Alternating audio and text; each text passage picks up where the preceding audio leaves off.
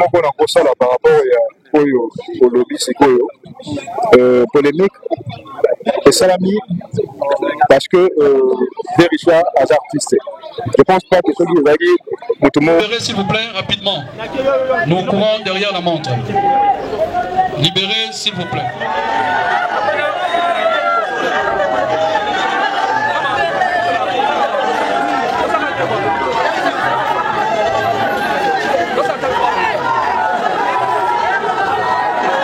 Nous sommes chacun portera sa propre charge. Avec sa moto, il y a chilo, c'est chilo avec sa tête. Donc, on va continuer, voilà. Ok, merci. Je vous en prie.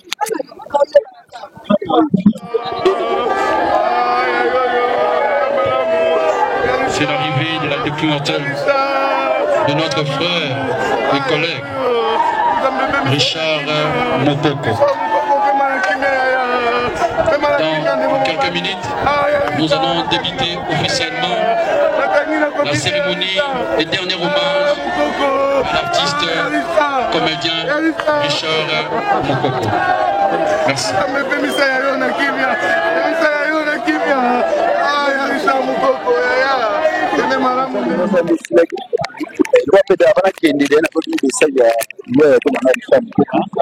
En tout cas, après kuuta kuna na bokoma des photos ya ko lela ensemble parce que biso de kufeli donc bateau tout bayo balangi biso de kufeli donc voilà.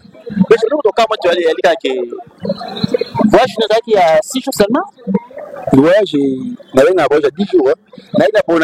Na programme au sein spectacle en Espagne. Aussi spectacle avec la productrice. Donc on a trouvé la production monsieur na été na Paris. Il fallait aller pour nous négocier sur à côté pour aller de côté à Paris pour quelques jours après pour vous d'Atikali kuna na pesi na sikiba la productrice vous d'Atikali kuna pour na le finissage de ma caméra dans des production na Mille Esprits. Ouais, donc comme les sélectionnés nous étions à 3 Pantaloui, Mille Esprits, Nanga Iliam, après Staméry, maison production là, surtout avec son mari, nos amis, monsieur Romain, papa Romain, la piscine Boutis Gazali. Voilà. Voilà. Qu'est-ce que nous avons tamaillé les macasses? Nous avons tamaillé les photos de Bango.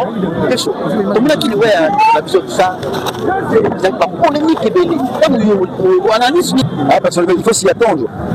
Quand une personnalité publique part pour surtout pour de bon, en tout cas, il faut le bon. Donc il faut trouver la pour l'ango. Dès que la violence soit le bâtiment, il faut que la macamba pour tout l'ango. Donc c'est l'effort que macabo va oser sur le bâtiment, va pas plus d'habitude l'ango pour protéger la réputation et surtout que tu as la personnalité publique. Voilà. Alors, des choses dans ma production, il faudra la production qualité, des alliés, donc, tout le centre culturel, bien dans le mois de mars, donc, on va aller au festival de la femme congolaise, n'a pas de préparer activité, mais déjà c'est vendredi, c'est un nouveau film, je fais télévision, il faut qu'à. Donc voilà. Merci. Merci. Nous sommes chacun portera sa propre charge. Avec sa moto, il y a chilo, c'est chilo avec sa tête. Donc, on va continuer, voilà. Ok, merci. Je vous en prie.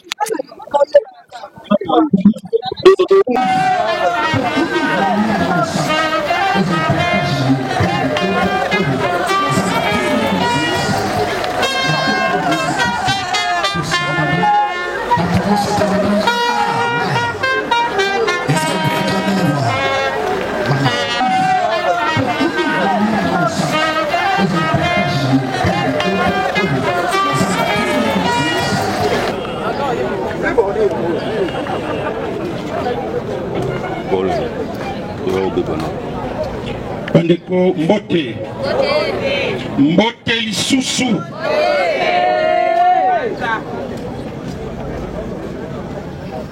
toujours élégant, moins bavard, loin de polémique et très humble, mais toujours très préoccupé du futur bienfait de l'art dramatique et cinéma congolais. Richard Mokoko a toujours rêvé de voir l'exercice de notre profession avoir une certaine notoriété dans la population, notamment par un encadrement suivi, discipliné, sous fond scientifique. ceux qui sont passés entre ses mains savent le doigté et le souci de mieux faire, de présenter un travail réfléchi et bien rendu selon les normes professionnelles internationales adaptées à nos réalités et objectifs didactiques. Mamfouemfoué, c'est le sobriquet qu'il portait chaque fois qu'il était distribué dans la troupe Théâtre Plus de Massoum de Prendé. C'est un artiste polyvalent que nous perdons aujourd'hui. Assumer une très bonne mise en scène. Mesdames, Mesdemoiselles et Messieurs, je voudrais en cette occasion m'adresser spécialement aux artistes. Aujourd'hui, nous assistons à un voyage définitif de notre ami Moukoko qui était avec nous. Mais ça doit être un lieu, une occasion d'interpellation de chacun de nous. Interpellation dans plusieurs directions. D'abord, dans le sens de l'unité. Comme nous le disons toujours, l'unité rend fort et fait vaincre. Nabomoko kozala makasi pe elonga et kozala, bien sûr. Quelle que soit la célébrité qu'on a, mais lorsqu'on ne sait pas la gérer, eh bien, au lieu de hausser la réputation de la profession, cela va faire mal à tous ceux qui sont comme admirateurs. Il faut que les loyaux, à quoi tu as un succès, lobby ba mususu, ba soaka pe succès wana. Mais il faut que tu gérer yango pour ne pas être un négri après. Parce que nous avons remarqué qu'il y en a qui sont surpris. Tant que nous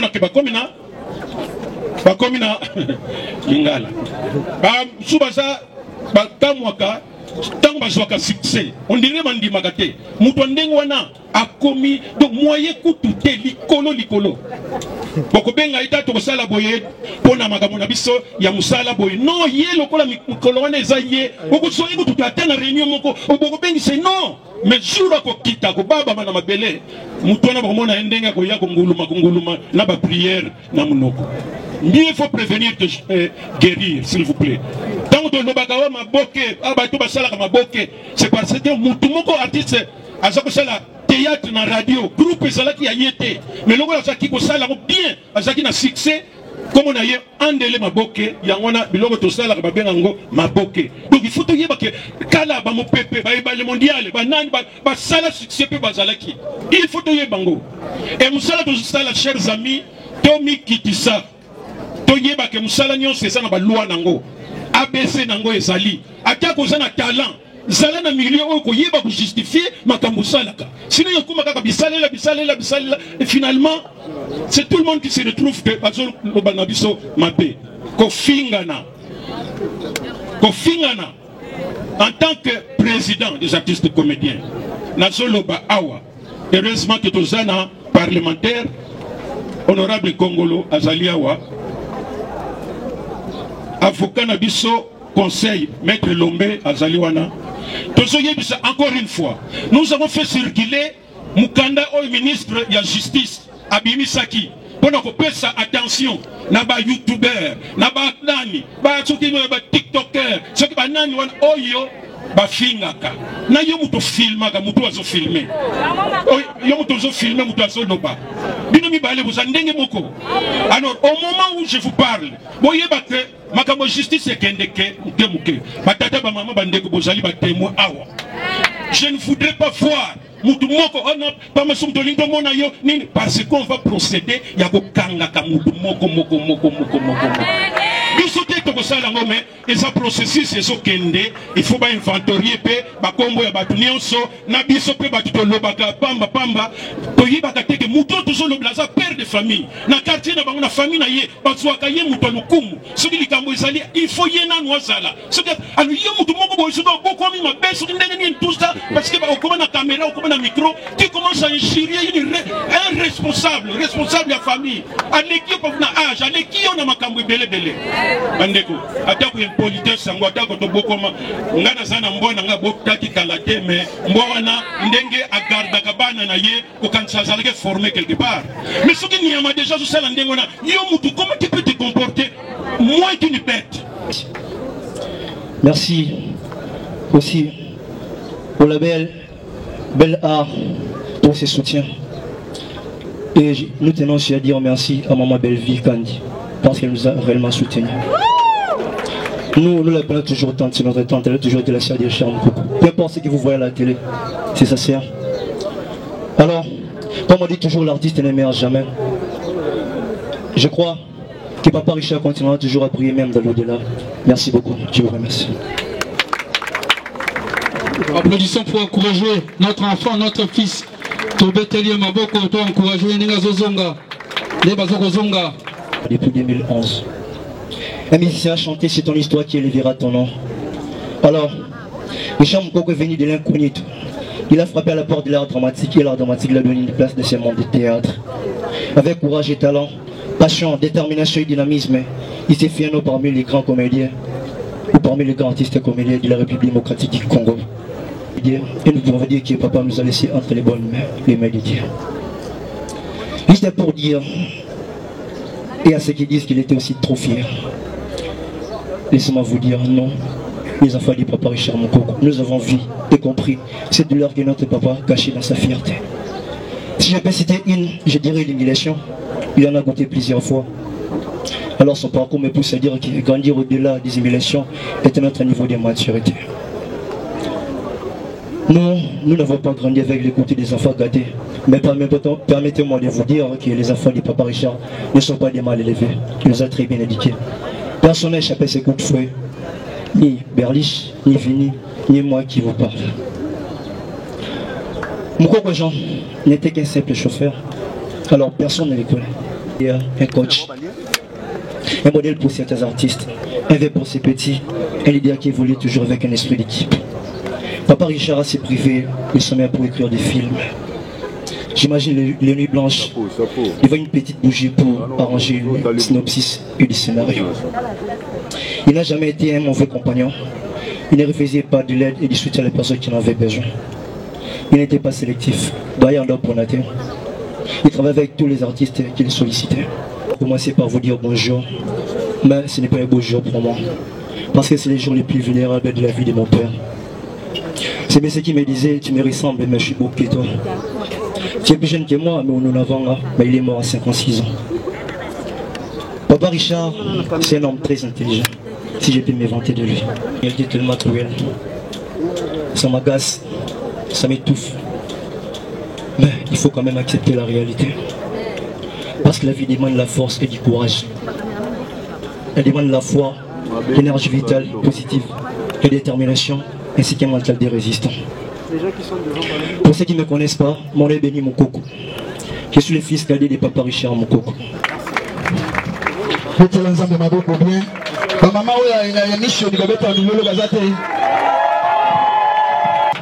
Simba bino zamba brama simba ye wako tungisa bino zamba tungisa ye wako lelisa mitema na bino zamba lelisa ye lelo bozala libre botambola na liberté parce que bokoti na race ya baeli bokoti na sacerdoce royal yesu akomi ya na bino zamba komi tata na bino akozwa soin na bino jour et nuit mukolo passe kotelema bobuka mabongo na se boloba na zambe mukolo mokolo baki ici na puissance sa papa ezaki temps ya maturité ya conscience.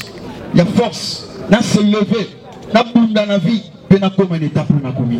Vie à kala, pendant que papa zaki vivant, na vie à lelo, na préféré na ngai à lelo. Lelo zamba bali singa, zamba boti singa, après singa sika bolan, après singa ba moyen au lobby à mouké zangaki. C'est possible, le père des orphelins a défendu. Tika tongwa lelo, et tika la livre ba souvenir. Le quoi lelo zambe, uta mukolo papa Richard. Azongisaki molimo epa nzambe bakomaki bino na liste ya baofele kobanda lelo ration na bino komanza kolia na bino komanza komela na bino komanza esengo na bino ezala esengo nza nzambe azwa soin na bino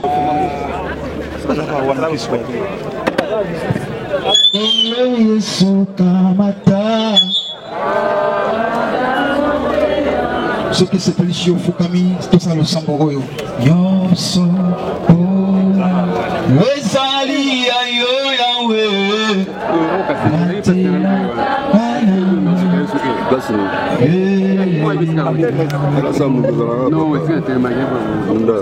Zambetata, tout péché, merci.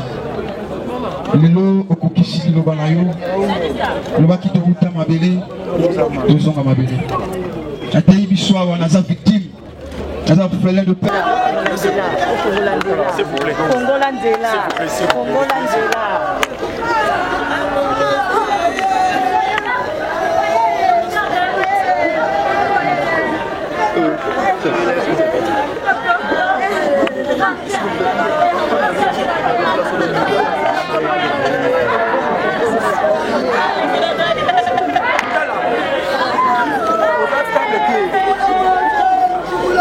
libéré par rapport à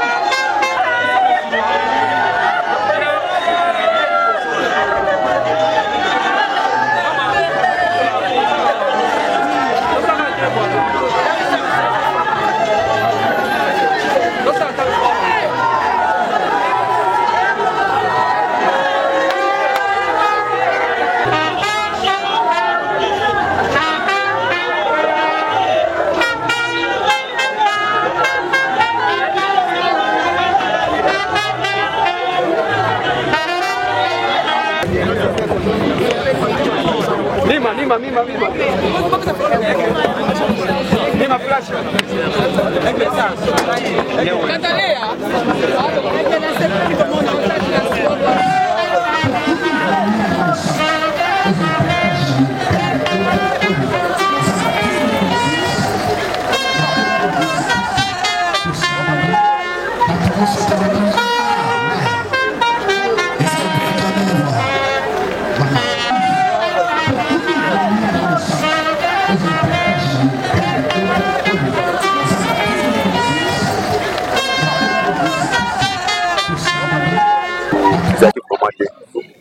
Après de une cinquantenaire et là en fait na matanga ni tuwa kabwe to na bateti mo ba basiliariser ke ba on fait pas mona ba muzia to ndi ke na matanga ni za bo fait mona x y donc magata ba tusu ba mais ceux x y ba zali ba to mona ko ndi ba basali ni ba matanga wana te donc voilà wa 8 ans aye et puis ba ndi komsu bana ba tournage ba ba contrat na ba on déjà na ba bon mais biso pe to yika ko kabola mawana famille donc l'important c'est ça quoi donc yo kabola mawana papa Richard to rendre la derrière des mères. Merci.